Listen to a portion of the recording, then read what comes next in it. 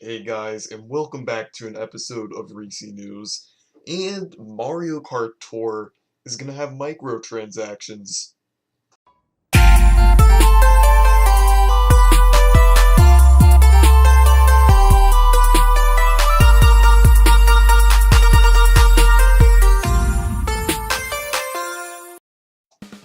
Hey guys, so Mario Kart Tour has just had its open beta come out, and people are already starting to leak it, even though they're not allowed to.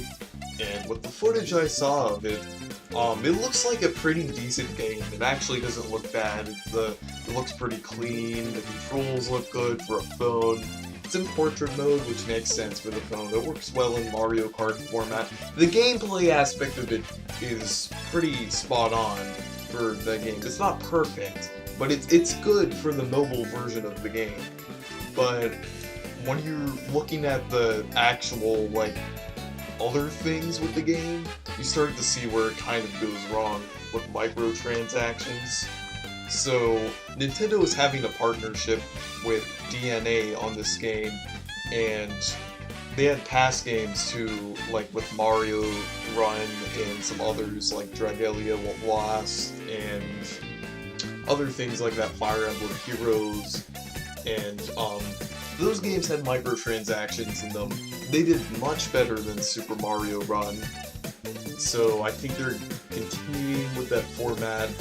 And I mean, I actually don't really feel bad about the microtransactions in this game, because it might actually help, push some sales, and it might help, bring more Nintendo mobile games, since they're, probably gonna profit off of this. And the side that's not really good about this is it's microtransactions. Nobody likes microtransactions. And it's kind of stupid since it's Mario Kart, and Nintendo would never do that with a Mario Kart game. So, it's kind of weird. It works with RPG games, and games in the style of that, Fire Emblem and Dragalia Lost, but it doesn't work with Mario Kart.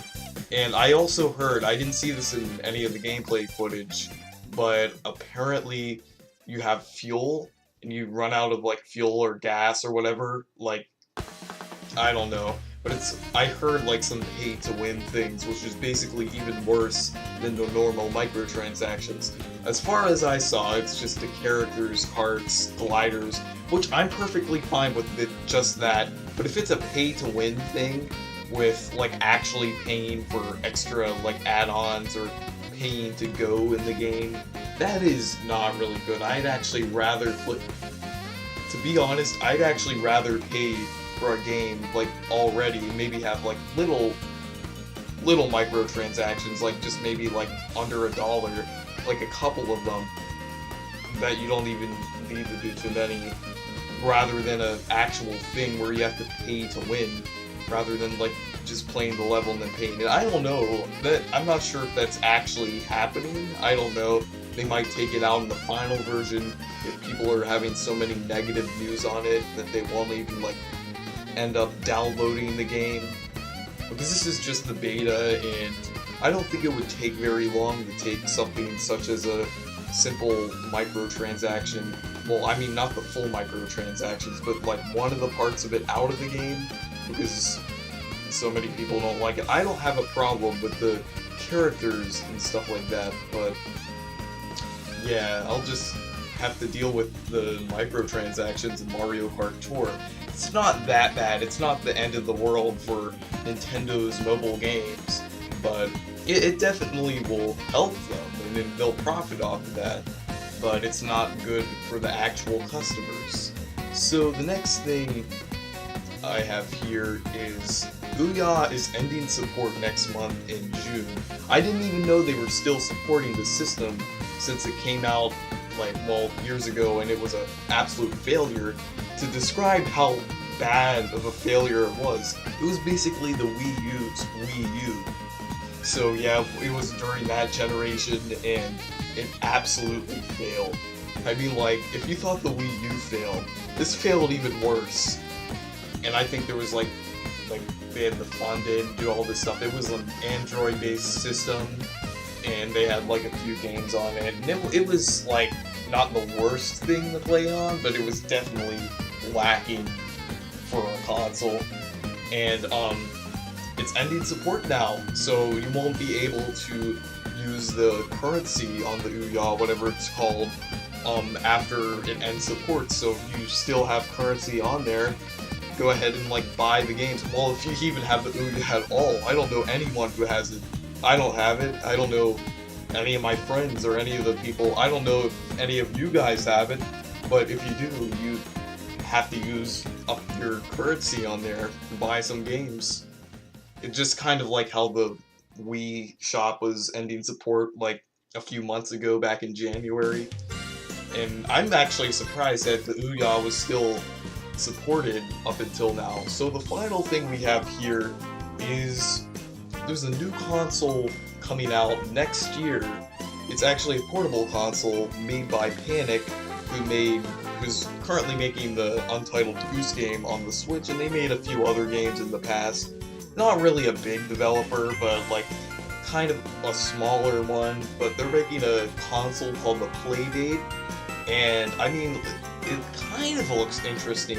I mean, like, it's it's small, it's pretty thin, and it doesn't even have a backlit screen, which I find weird, and it has a crank on it, and it has a couple buttons on it, and that's about it. And then it's coming with 12 games. Well, so far, they might add more games in the future, but the price is where it really gets people. It's gonna be well, I thought it was gonna be $60 at first, but it's gonna be $150. That's right, $150 for this thing. It's not even backlit. It's not even like the Game Boy. There's only gonna be 12 games for this. There might be big games. There might be like some pretty like actual detailed games on this system, but it's $150. You can buy a 3DS that has thousands of games on it and has twice the resolution and color in 3D and all this other extra stuff, and a backlight to start off with. You can get that for $70 if you're getting the cheapest model, which is actually not that bad, the 2DS. And then you could also get the regular version, not even for $150. You could find them for like about $120 or $130.